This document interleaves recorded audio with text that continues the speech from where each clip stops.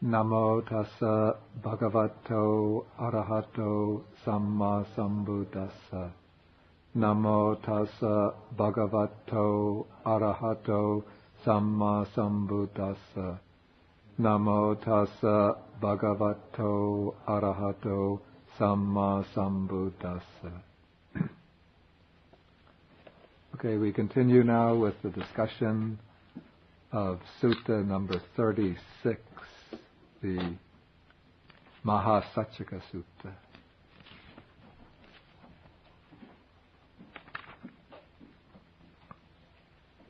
And we've come to the passage on page 340 where the Bodhisattva has been seeking a way to enlightenment by subjecting himself to these extremely painful austerities, following the practice of self-mortification. And then he has recalled an experience when he was a child, when his father went to the plowing festival and left him sitting in the shade of the rose apple tree.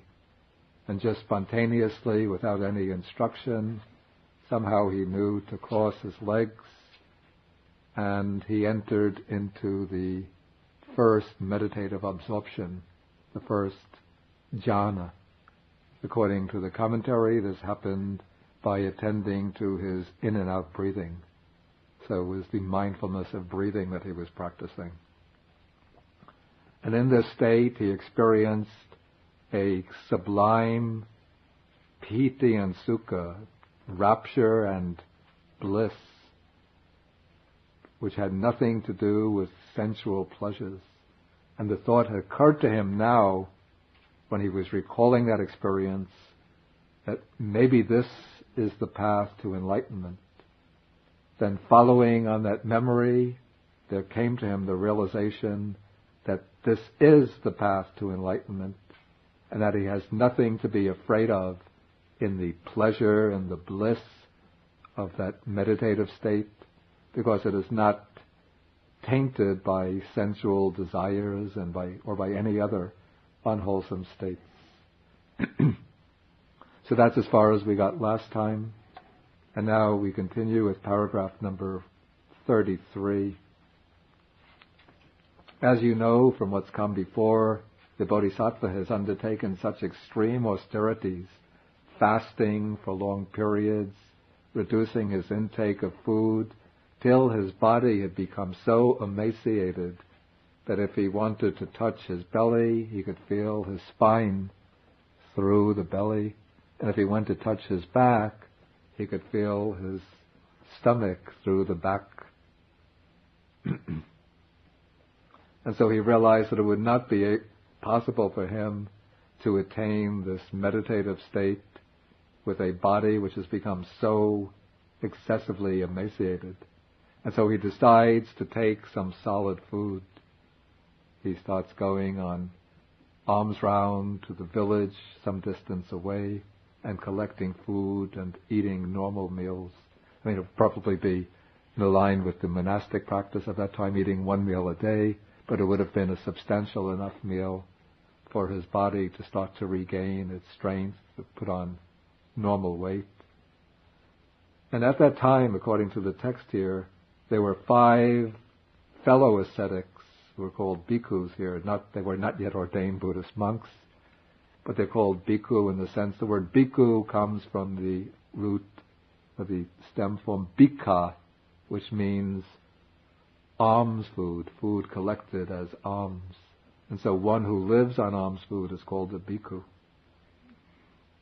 And so these 5 ascetics were attending on the Bodhisattva and serving him, thinking that he's a very superior, very determined, very zealous and assiduous practitioner, and they must have gone around and explored all of the different spiritual seekers of the time, and they were so impressed by the Bodhisattva that they thought if anybody is going to attain enlightenment and true spiritual realization, it's going to be this person.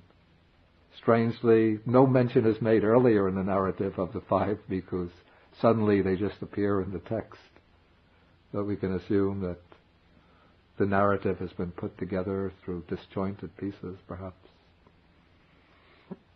Okay, so now when the Bodhisattva starts to eat solid food and to regain his normal weight, then these 5 bhikkhus became disgusted with him, disillusioned with him, thinking that now he's given up the spiritual seeking, he's no longer striving for enlightenment, but he's just resigned himself to live a luxurious life, taking it easy, leading a comfortable life with the support of devoted householders. And so there's no point following him, expecting him to attain enlightenment. And so they go away and they leave him. Now often it happens that when the person is left all alone in the world with nobody else to fall back upon, with no company, with no companionship, when he's thrown into complete solitude, that becomes the occasion for the deepest spiritual realizations. And so this happened in the case of the Bodhisattva too.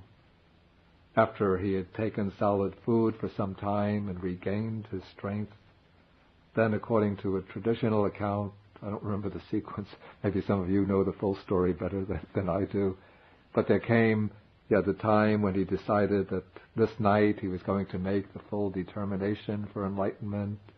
Then he passed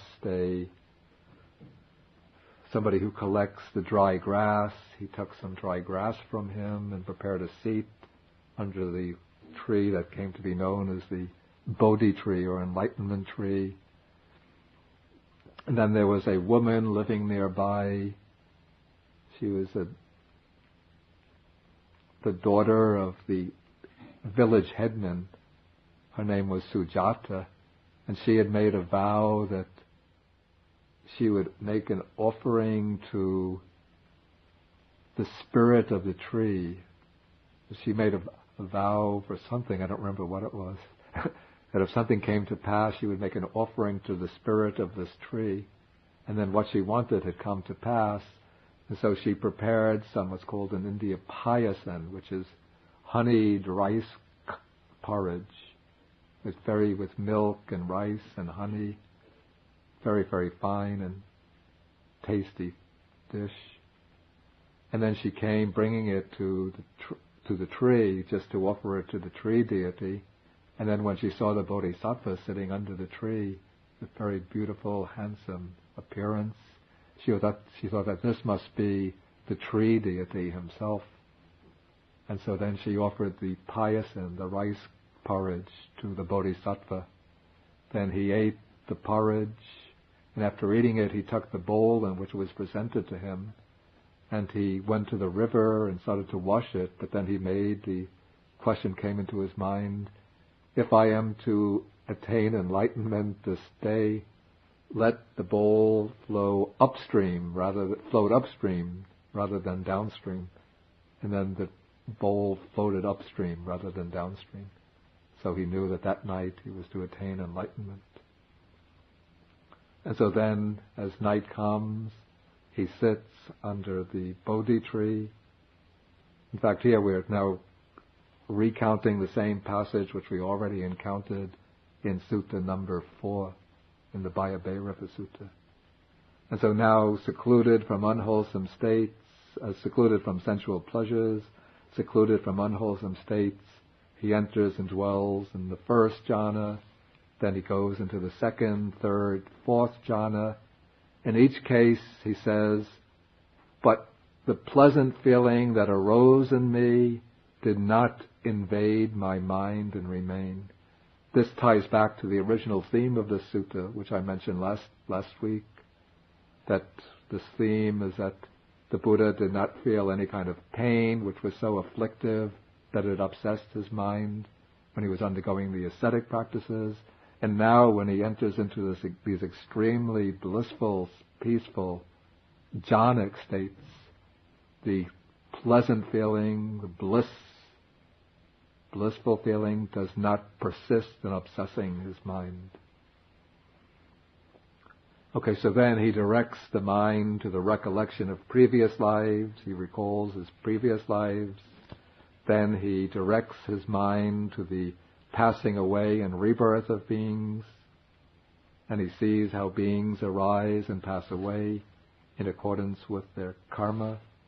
And then he directs his mind to the knowledge of the destruction of the asavas, the taints. He realizes the Four Noble Truths. Then his mind is liberated from all of the asavas, the taints, the deep fundamental defilements, and there comes to him the knowledge of liberation, that the mind is liberated. He knows birth is destroyed, the holy life has been lived, what had to be done has been done. There is no more coming back to any state of conditioned existence. And even when that knowledge of enlightenment arose in him, according to paragraph 44, such pleasant feeling that arose in me did not invade my mind and remain. If you think I'm going very quickly through this is because it's just pretty much a repetition of Sutta number 4, which we already covered. Okay, now at this point, I'm not going to finish the rest of the sutta, though you can read it on your own, because I just wanted to cover the Buddha's account of his enlightenment experience. And now we go back to Sutta number 26, to the passage where we left the Bodhisattva about 3 weeks ago, sitting under the Bodhi tree. Where we left him off, this is page 259, Sutta number 26, paragraph 17. The Bodhisattva has just discovered this delightful and agreeable piece of land with a delightful grove, with a clear flowing river and smooth banks, and with a village for alms nearby. And he sits there thinking, this will be a good place for me to make my great exertion. And then he sits down there thinking to devote himself to striving. So what took place when the Bodhisattva sat down there, according to this sutta, it seems like he immediately attained enlightenment. But in fact, he would have spent perhaps 6 years undergoing various ascetic practices till he became disillusioned with the path of self-mortification. And now that he has discovered the true way, leading through the jhanas, the 4 jhanas, then into the 3 higher knowledges, and he's liberated the mind from all of the taints, now he can speak in paragraph 18. But to understand 18 in context, we have to refer back to the same sutta, paragraph 13, just a couple of pages earlier, when we see the Bodhisattva goes out and forth into the homeless life. He does so because he is himself subject to birth, aging, sickness, death, sorrow, and defilement. And so he goes forth seeking the unborn, unaging, that which is free from illness, for the unailing, deathless, sorrowless, and undefiled supreme security from bondage, nibbana. So that was his original purpose in entering upon the homeless life and making this great exertion. And now in paragraph 18, having found the path, followed the path through to its consummation, reached the highest knowledge, and liberated his mind from all of the bonds, fetters, and defilements, now he can say, as a kind of conclusion to the quest, the noble quest, then, bhikkhus, being myself subject to birth, having understood the danger in what is subject to birth, seeking the unborn supreme security from bondage, nibbana. I attained the unborn supreme security from bondage, nibbana. Being myself subject to aging, etc., I attain the unaging supreme security from bondage, nibbana. Being myself subject to sickness, I attain the unailing or illness-free supreme security from bondage, nibbana. Being myself subject to death, I attain the deathless supreme security from bondage. Being myself subject to sorrow, I attain the sorrowless supreme security from bondage, nibbana. Being myself subject to defilement, I attain the undefiled supreme security from bondage, nibbana. The knowledge of vision and vision arose in me. My deliverance, vimukti, is unshakable. This is my last birth. Now there is no renewal of being, no more punabhava, no repeated existence in the future. And so now the Buddha now the Bodhisattva has become, is no longer the Bodhisattva, but now he is the Buddha for the first time, really, the perfectly, fully enlightened one. And now, according to the traditional account of the Buddha's life, before the next paragraph takes place, before the consideration in the next paragraph takes place, according to the narrative in the Vinaya Pitaka, the newly enlightened Buddha spent 4 weeks in the vicinity of the Bodhi tree, contemplating in different ways the Dharma, the truth that he had realized. Then in the commentaries, the period is lengthened, extended up to 7 weeks. So there's a traditional account of 49 days spent in the vicinity of the Bodhi tree. And different traditions ascribe different events to that period. According to the Theravada tradition, within that period, the newly enlightened Buddha contemplated the Abhidhamma Pitaka. According to the later Mahayana tradition, in this period, the disclosure of the Avatamsaka Sutra took place. But this is a period in which you could say that the Buddha, with his enlightenment, fully awakened to the complete Dhamma, in the sense that the Dhamma, the truth of the Dhamma realm, was fully accessible to him. But it would have taken some time to explore all of the different ramifications of this realization, to look at it from different angles, to draw out all of the implications. And now, as the Buddha is sitting there, a new consideration starts to dawn on him, or a new challenge starts to dawn on him. And this is the question whether he should try to teach, to communicate the Dhamma that he has realized. And as he is sitting there, he thinks to himself, this Dhamma that I have attained is profound, hard to see, hard to understand, peaceful and sublime, unattainable by mere reasoning or logic, subtle to be experienced by the wise. But this generation, not generation in the sense of beat generation or X generation, generation in the sense of humankind, we could say, delights in, here the word is translated worldliness, which is not so satisfactory, takes delight in worldliness, rejoices in worldliness. The actual Pali Sanskrit word is alaya.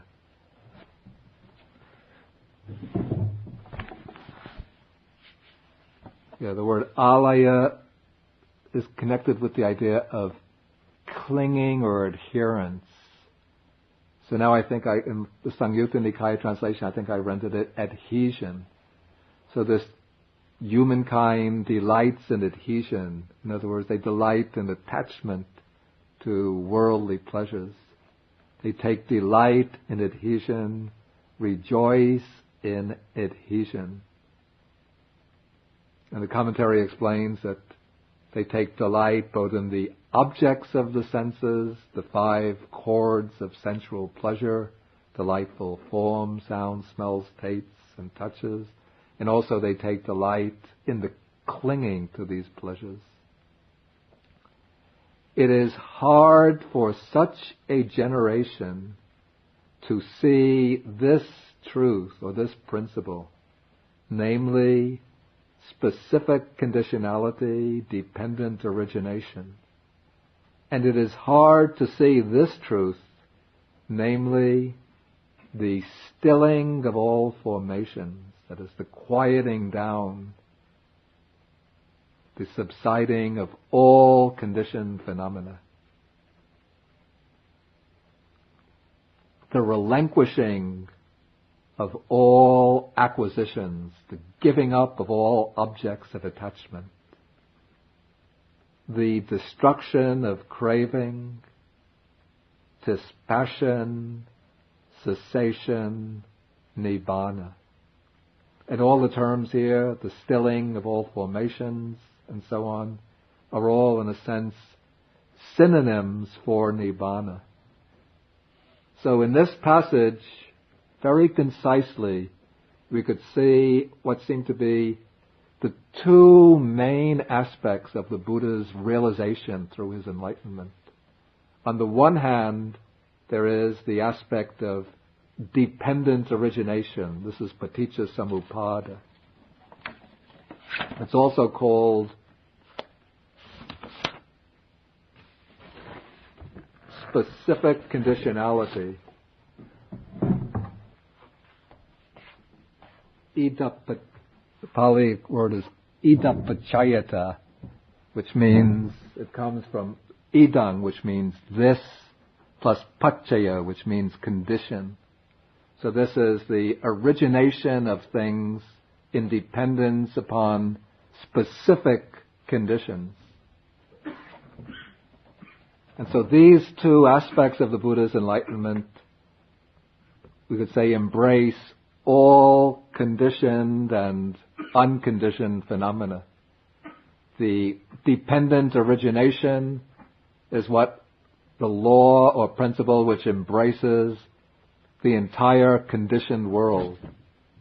It is the law that applies to everything which is, if we go to the preceding passage, everything which is subject to birth, aging, sickness, death, sorrow, defilement, sorrow and defilement. And then the nibbana, the unconditioned, is that which is free from birth, aging, sickness, death, sorrow, and defilement.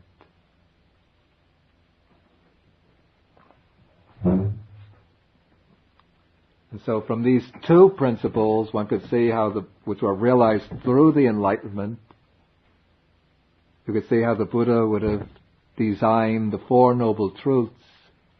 We take, in fact, dependent origination is the 2nd noble truth, which leads into the 1st noble truth of suffering.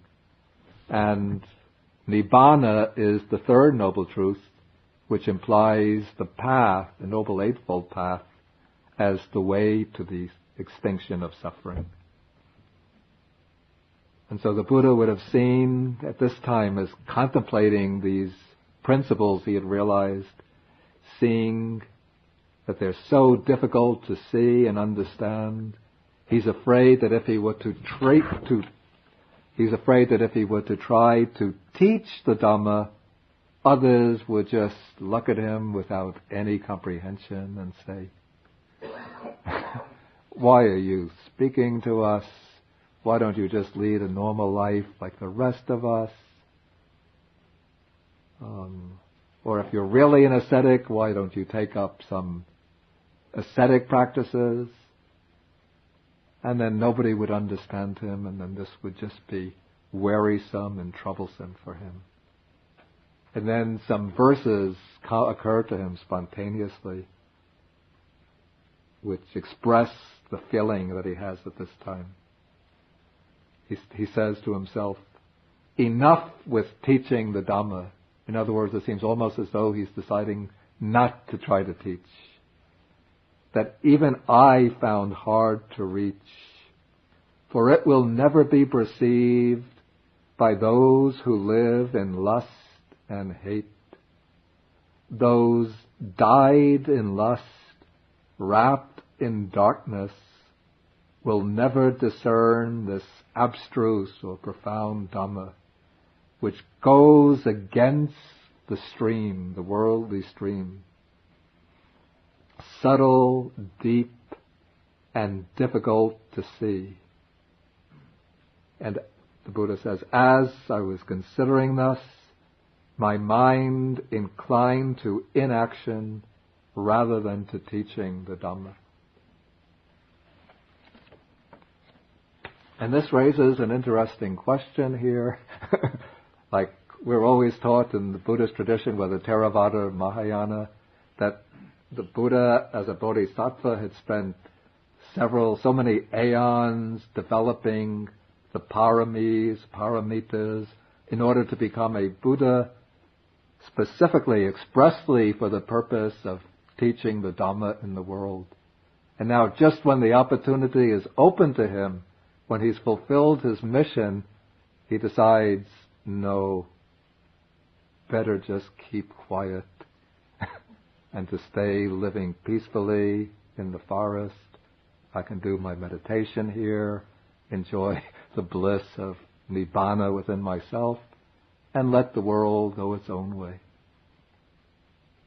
So why doesn't he, on his own accord, where is all that great compassion that he supposedly has to go out and teach the world?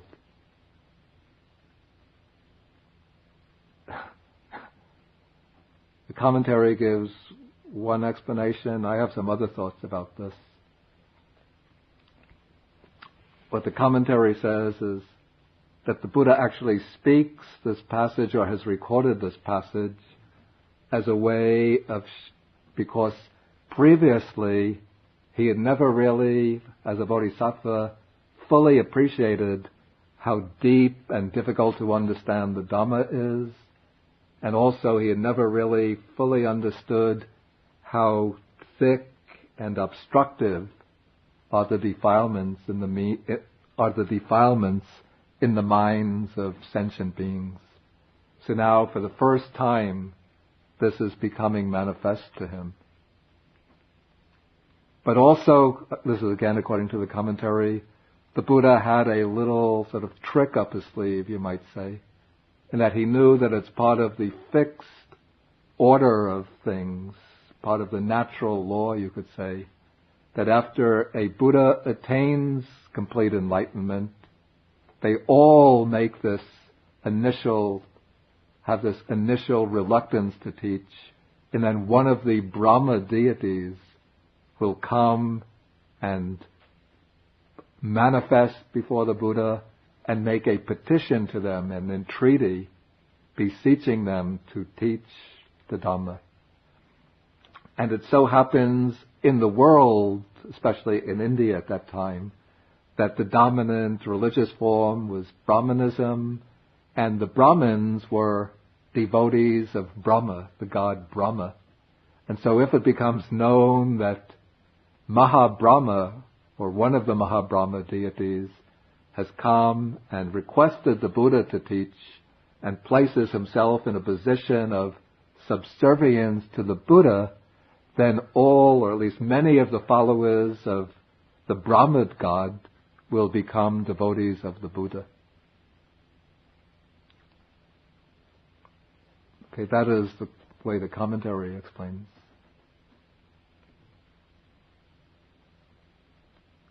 I have something to add to that. This is my understanding, is that all of the Bodhisattva's quest for enlightenment up to the moment of enlightenment represents what we would call, I call this the ascending movement of the Buddha Dhamma. It's the movement from within samsara leading up to nibbana. The movement from ignorance leading to enlightenment. The movement from worldliness to the transcendence of the world. But for the Dhamma to be complete, there also has to be what we can call the movement of, the first movement is the movement of ascendance. The second is the movement of descent, the coming down into the world. Not returning to a worldly life, but coming back into the world. And in the movement of ascent, or rising out, the dominant faculty is panya, or wisdom. Because it's wisdom which sees through all of the delusions constructed by ignorance, and wisdom which is able to light up the path of truth, wisdom which discerns the true principles of things, wisdom which destroys the defilements.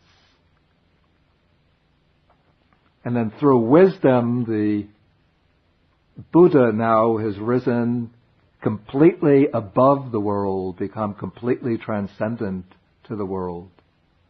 But it is somehow written into the nature of things as a principle that now what is going to bring the movement of descent back into the world is the other corresponding aspect of the Dhamma, which is the aspect of karuna, or compassion.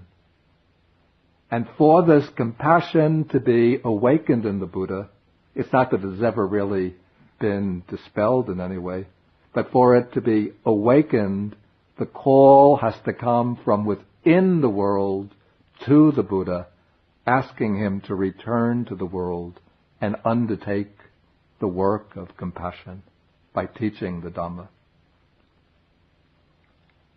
Now, this is my conjecture, that if the Buddha of his own initiative were to go out and start teaching the Dhamma, it could indicate a little bit, even a trace of some kind of attachment remaining in him, as though he's out to set himself up as a teacher, maybe. Like we know many people these days, they learn a little Buddhism, then maybe do some meditation courses, then before you know it, in the pop New Age journals, you see this banner headlines, so-and-so is now authorized to teach, he'll be giving courses in such and such a period, sign up and send your check made out to so-and-so. So I'm not quite saying that it goes quite that far, but there would be a little bit of some kind of maybe clinging to the position of a teacher. But when the call, the request for teaching comes from within the world, then it gives the fully enlightened Buddha now the opportunity to again reflect upon the nature of living beings, you call it the plight of sentient beings, and then it gives the opportunity for that compassion to arise from within himself and to stir him or spur him to the activity, the mission of teaching. And so now, at this moment when the Buddha, when his mind is inclining to inaction, then one of the high divinities named Brahma Sahampati, according to the commentary, this Brahma Sahampati had formerly been a monk during the time of a previous Buddha, and he had developed the first jhana, and he had been reborn in the Brahma world. That's where the commentary, actually there's also a sutta which supports that. But it seems to me that Brahma Sahampati here has more like, call it a kind of symbolic function, as representing perhaps, the leader of, or the most powerful figure within the mundane world. somebody you could say who is representing the entire mundane world, the spokesman for the mundane world. And so somehow this Brahma deity is able to know what is going on in the mind of the Buddha. And then the thought comes to him that if the Buddha, the Tathagata, doesn't teach, if his mind inclines to inaction, the world will be lost, the world will perish. Because there will be no way out of the bondage of samsara, no way out of ignorance and suffering to the state of nibbana, to deliverance.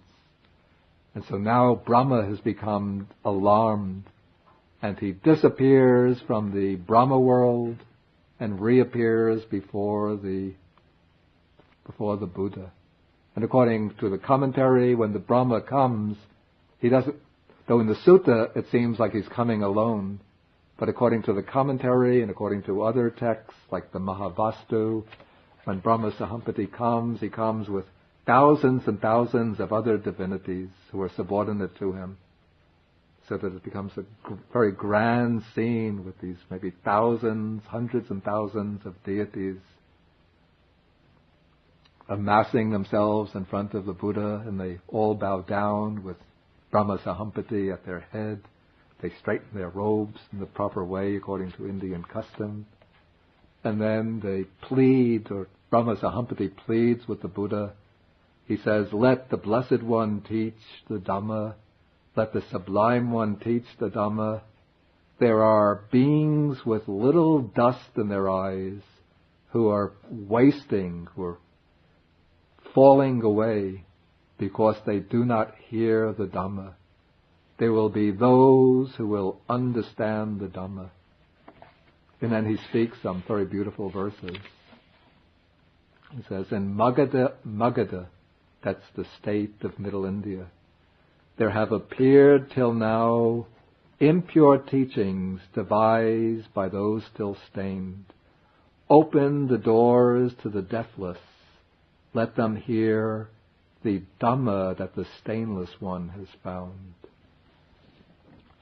Just as one who stands on a mountain peak can see below the people all around, so, O wise one, all-seeing sage, ascend the palace of the Dhamma.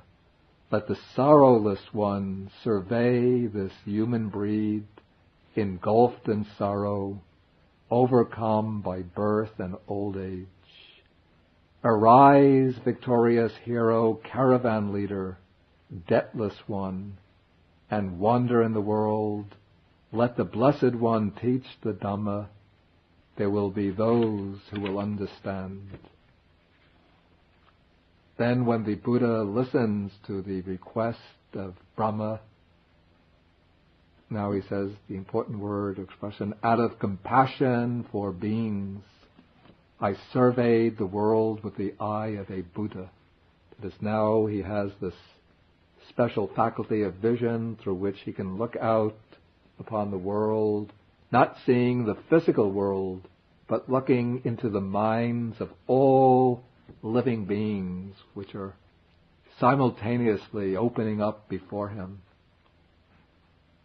And as he is looking into their minds, seeing their faculties, their dispositions, their inclinations, their previous karmas, their capacities for understanding, he sees that there are some beings with little dust in their eyes, others with a lot of dust in their eyes. In other words, some with just a little bit of ignorance left, others who are steeped in ignorance. Some with sharp faculties, others with dull faculties. Some with good qualities, others with bad qualities. Some easy to teach, some hard to teach. And some who see the danger or fear in morally blameworthy behavior, and even in continuing to be reborn in other worlds. And then the Buddha, or the text, uses a simile. Just as in a pond of blue, red, or white lotuses, some lotuses that are born and grow in the water thrive immersed in the water without rising out of it. These are the people, human beings, who are most heavily immersed in delusion and can't even see anything of the truth of the Dhamma. There are others which are born and grow in the water, but rise up and rest on the surface of the water. These are perhaps human beings who would be capable of comprehending more basic teachings, Dhamma teachings, but cannot attain any profound realization. And there are other lotuses that are born and grow in the water and rise out of the water and stand clear, unwetted by it. This would be those who will be capable, if they hear the Dhamma, of gaining liberation within that life. And so the Buddha says, I saw beings with little dust in their eyes and much dust and so on. And then he makes the commitment to Brahma. He says, open for them are the doors to the deathless. Let those with ears now show their faith. In other words, now he is going to teach, and so let them arouse faith and listen to the teaching. Then he gives an explanation, thinking it would be troublesome, O Brahma, I did not want to speak the Dhamma which is subtle and sublime. Then Brahma Sahampati, after thinking that he's given the Blessed One, that the Blessed One has given him the assurance that he will teach the Dhamma, disappears right on the spot.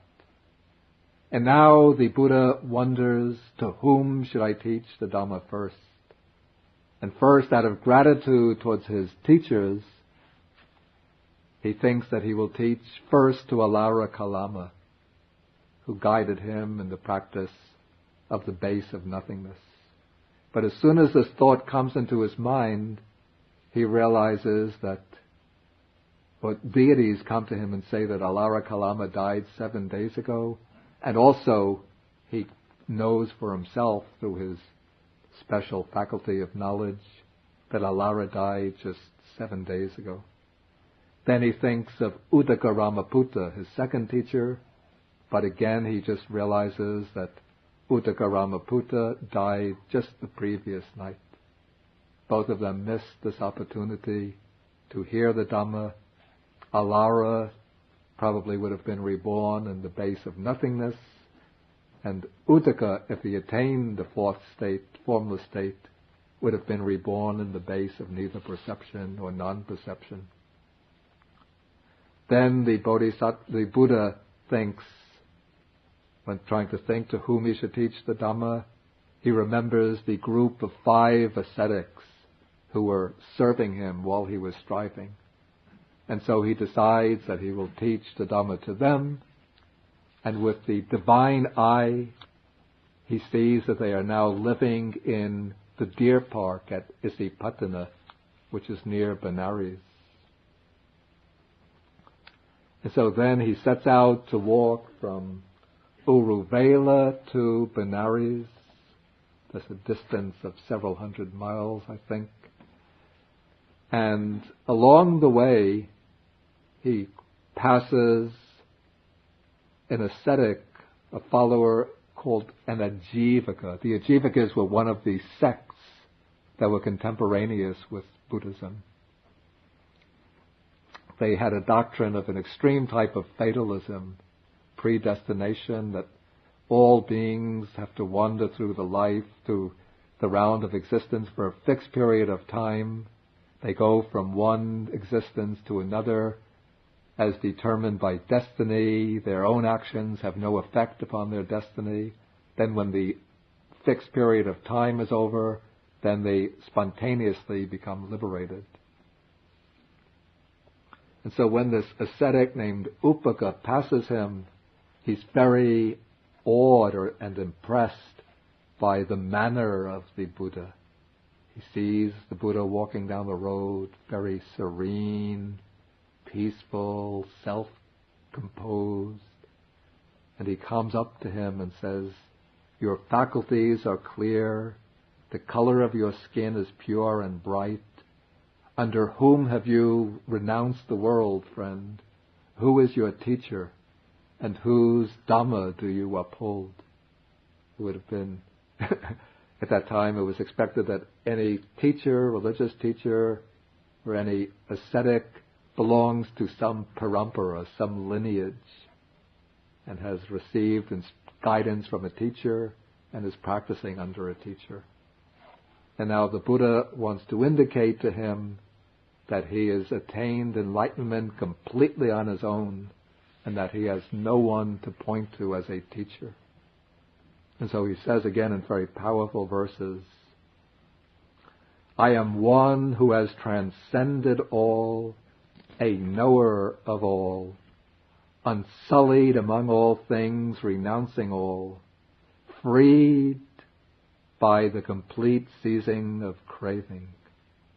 Having known everything for myself, to whom should I point as a teacher? I have no teacher, and one like me exists nowhere in all the world, with all its gods, because I have no person for my counterpart. Maybe to Westerners this sounds almost like boasting or really excessive claims someone is making. But in fact, the Buddha has to disclose the truth, and now he is the one fully enlightened one in the world, but there's nobody who is really his equal with regard to virtue, concentration, wisdom, liberation. Now he says, I am the accomplished one in the world. The word here is arahant. I am the supreme teacher. I alone am a fully enlightened one whose fires are quenched and extinguished. I am going now to the city of Kasi. Kasi was the state in which Benares is located. Actually, I think Kasi could also be another name for Benares itself. I go now to the city of Kasi to set in motion the wheel of Dhamma. In a world that has become blind, I go to beat the drum of the deathless. Then this Ajivaka says, according to your claims, friend, you ought to be, uses the expression, Ananta Jina, which means something like the conqueror of the infinite, here rendered the universal victor. And then the Buddha says, the victors are those like me who have won the destruction of the taints. I have vanquished all evil states, therefore I am a victor. And now, though this ascetic was presented with the opportunity to learn the Dhamma from the Buddha, he only says, I think the Pali should actually be translated, it may be so, friend. Not may it be so, friend, but it may be so, friend. Sort of like he's saying, maybe so, maybe not, but he's not yet ready to accept the Buddha as a fully enlightened teacher. And so, shaking his head, he goes down another road and he departs. But there's a happy ending to this, since this is again according to the commentary, that this Ajivaka ascetic, after he took that bypath, after some time passed by, he met a nice girl and got married. Actually, he became infatuated with the daughter of a hunter. He gave up his ascetic vows and married her. They were living at home, but the household life was not all to his liking after some time. I think they had a child, and then his wife would taunt him and tease him while you were living a life of renunciation. You gave it all up because of your lust. Now you're just a slave to me. Until he could take it no more. And then he left and went, and eventually he found his way back to the Buddha, and then became a follower of the Buddha again, became a Buddhist monk, and gained liberation. Okay, so now the Buddha, in time, he arrives in Benares.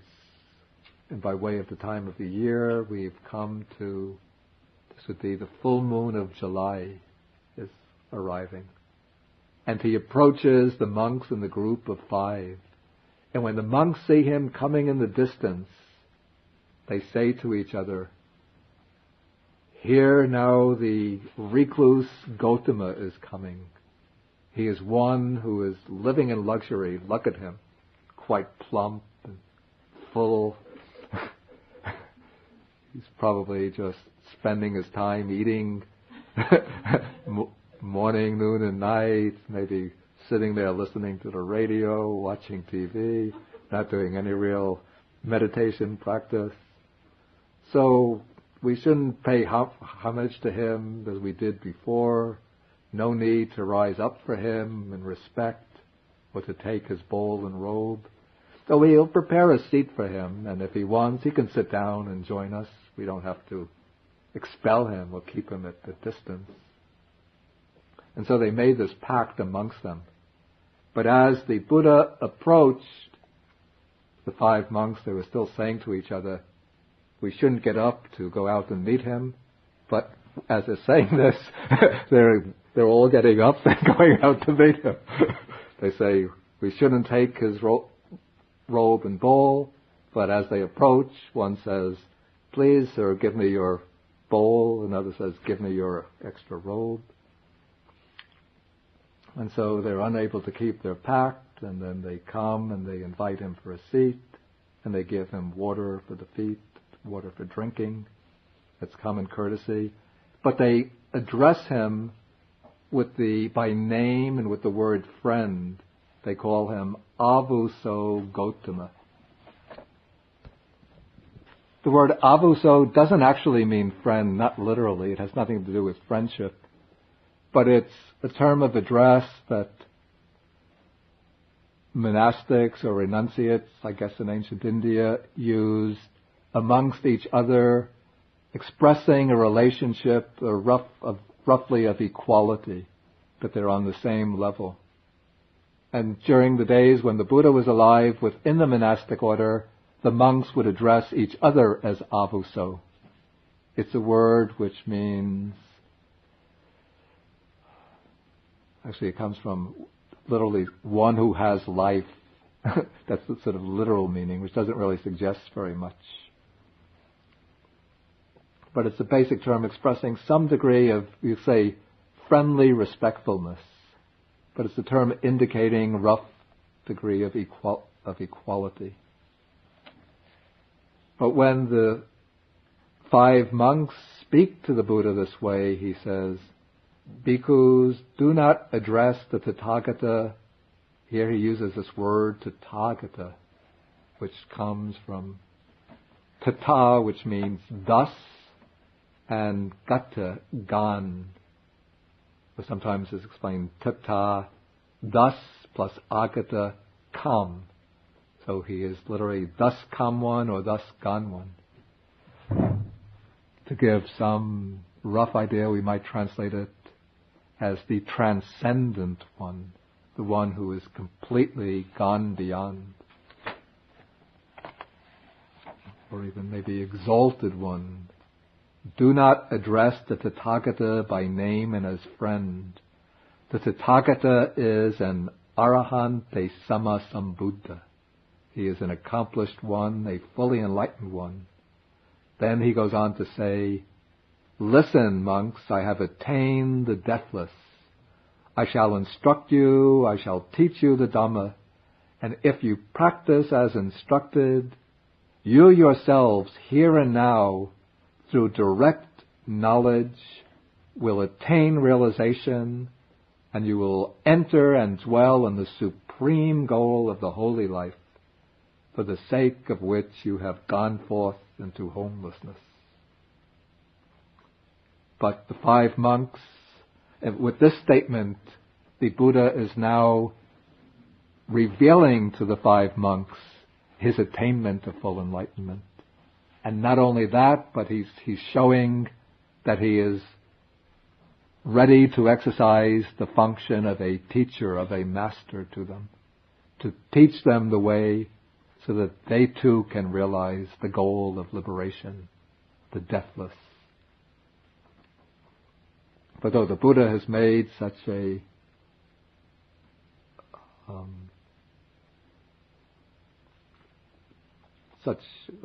great offer to them, they're not yet ready to accept it, because they still hold to the idea that the true way to deliverance is through the ascetic practices.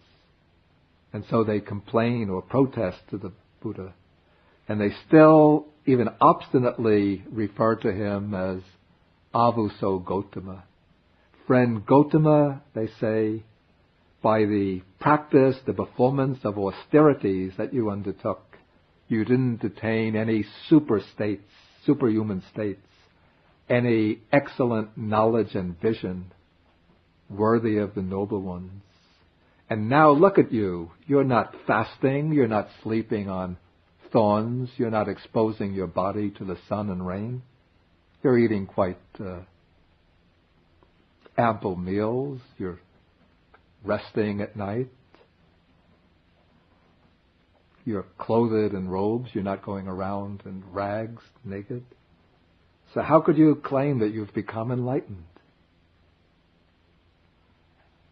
But now the Buddha explains, he says, the Tathagata doesn't live luxuriously. He hasn't given up striving and reverted to luxury. But he is the accomplished one, the fully enlightened one. But a second time, the monks of the group of 5 protest in the same way. And the second time, the Buddha answers them and tells them that he doesn't live luxuriously. And then the third time, the 5 monks say to him, how could you have achieved any superhuman states, any distinction in knowledge and vision? And now the Buddha uses a different tactic. Instead of just trying to press his claim, he says to them, monks, have you ever known me to speak like this before? In other words, are you ready to trust me, to take my word on faith? Previously, you saw how I was practicing so diligently, so zealously. And yet I didn't claim to have attained enlightenment at that time. And now, when I'm claiming to be enlightened, do you think that I would be making such a claim if I had really given up the effort and was just living in luxury? And now they say to him, no, Venerable Sir. And the key word here, which indicates that they've changed their minds, is what? Yeah, and in Pali, that's Bhante. Not me, it's Big Bhante. Yeah. In the time of the Buddha, the monks generally, they would use the word Bhante only for the Buddha, in reference to the Buddha, and they would address each other as Avuso. But when the Buddha was going to just before he passed away, he instructed the monks, he said that now, after I pass away, within the order, the junior monks should refer to the senior monks as either Bhante or Ayasma so-and-so, which means venerable such and such by name, whereas the senior monks can refer to the junior monks as Avuso. And so now it's traditional in Buddhist countries that junior monks refer to junior monks and lay people refer to senior monks as Bhante. Okay, so now the 5 monks have indicated by this expression, no, Venerable Sir, that they have accepted the position of students in relation to the Buddha. And now the Buddha repeats his claim and says that he's going to teach them the Dhamma and show them the path that will lead them to final deliverance.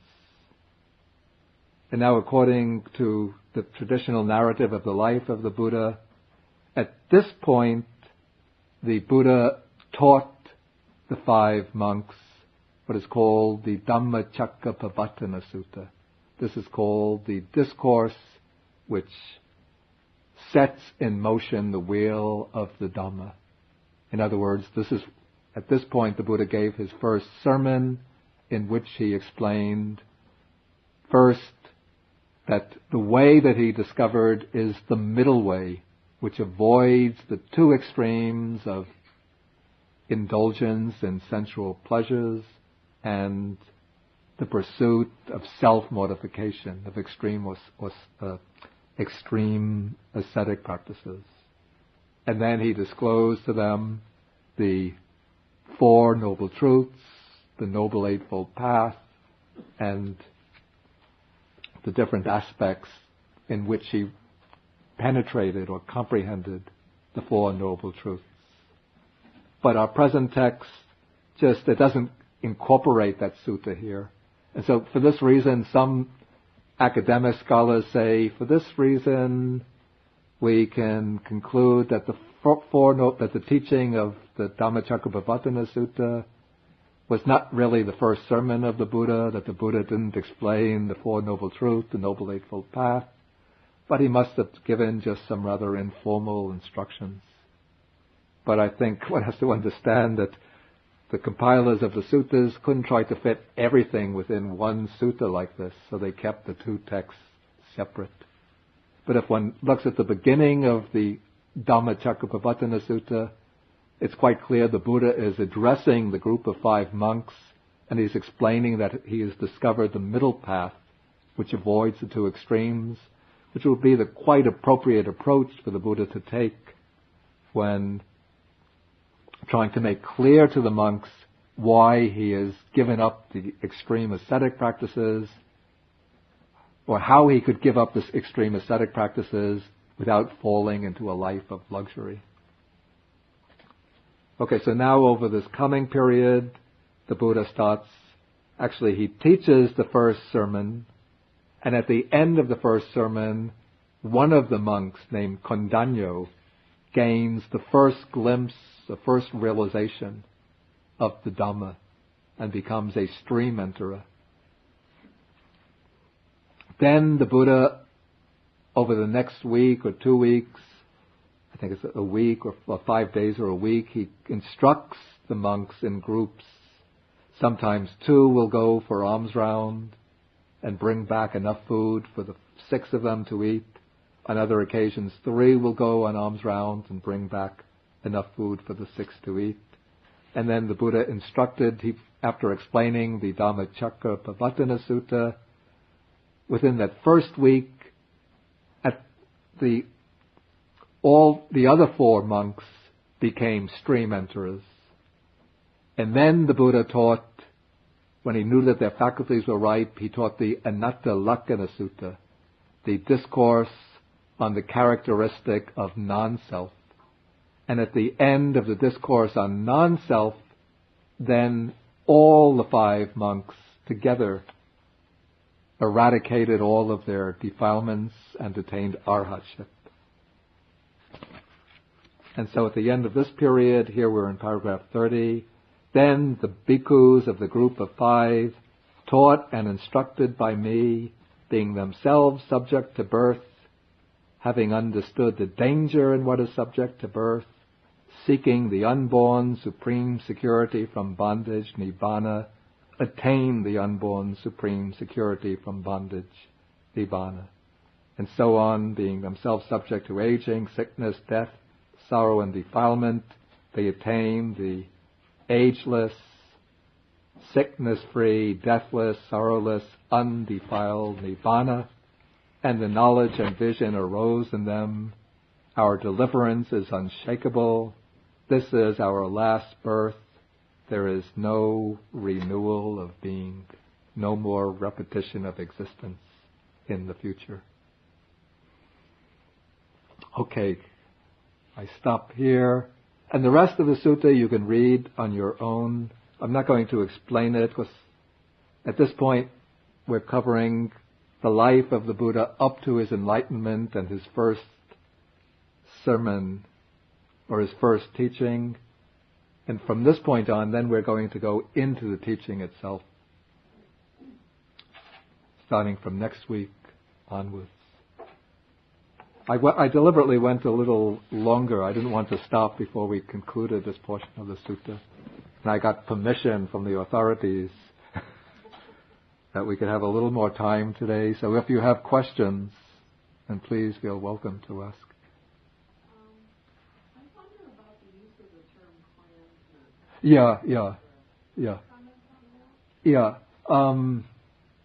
clansman. At that time, people lived in what they call extended families, which would be called, the word is kula. They write it.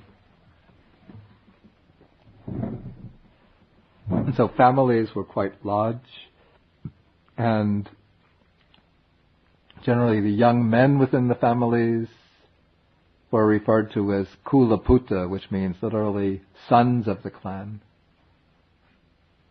And the young women were referred to as kula duhita, which means daughters of the clan. Kula could be rendered like even family, but if we render kula puta as family man, it suggests somebody who has a family of his own, somebody with a wife and children. Whereas the Buddha sometimes refers to his fellow, or to his monk pupils as kula putas. And so, but they're not householders. Is that clear enough? I just wonder why it just seems to have been a common expression. Yeah. Sorry. Go ahead, go right ahead, I think on page 261, regarding the stanza, and the wonder in the world, W-A-N or W-O-N? Deathless one and wander in the world? Wonder. No, it's wander, to walk in the world. So I think it's vicharati, vicharahi. To means to walk about. In other words, he's asking the Buddha to go walking from place to place, teaching the Dhamma. And one more. Yeah. The expression did not invade my mind name. Yeah. That mind is The word is chitta. The Pali word is chitta. Yes, Jim. The ball went upstream. Don't forget that this is coming from, you might call the amplifications of the Buddha's story, probably over by later generations, in order to include more miraculous elements, to show that there's a way of underscoring that the Buddha is an extraordinary person. But it's basically within the context of that story of a way of giving the Buddha at this point the Bodhisattva the assurance that that day he will reach enlightenment. Say again? Actually, that's a good way to understand it. I don't think it was intended in that way. But within the verses that we've come across, we come across the word, this is on page 260, the expression is rendered, it goes against the worldly stream, pati sota gami. Sota, gami is going, sota is stream, Sanskrit srota, and pati is here has a sense of against. So the Dhamma is what goes against the stream, the worldly stream. The stream of greed, hatred, delusion is seen as a stream carrying people downwards. And so to follow the Dhamma is to go against the stream in the opposite direction. So that's actually a good way to understand the movement of the alms bowl. Yeah.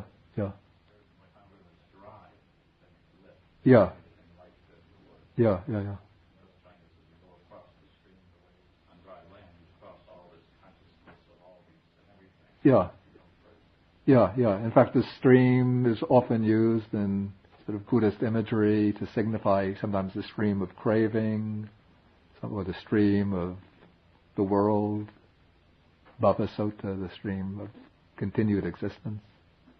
And then often the image of crossing the stream is used. In fact, when texts speak about saving beings.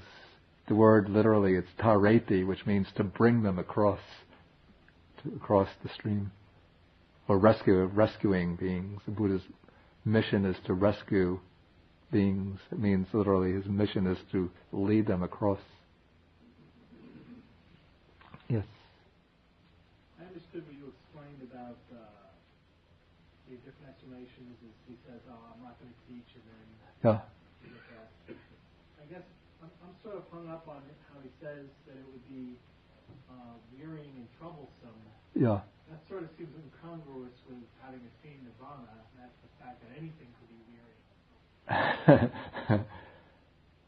I think it's not in the sense that he'll feel subjectively annoyed, irritated, or worn out by this, but just, I think what he's apprehensive of at this point is that he will go about teaching, trying to teach, trying to communicate, and just nobody will listen. And then he'll just be using his time in a futile way. And so in that way he'll be making all of this effort for no purpose. But subjectively, of course, as an enlightened one, he won't feel any irritation, annoyance.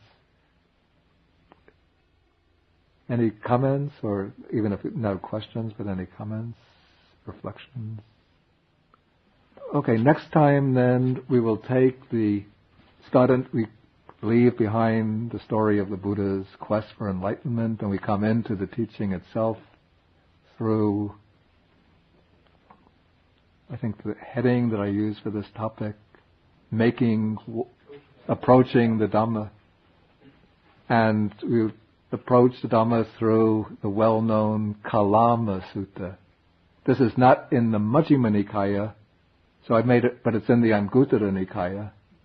But I've made a printout from the Anguttara Nikaya, which anybody can take. But if any of you have the numerical discourses of the Buddha, then you don't need this. It's in there. It's page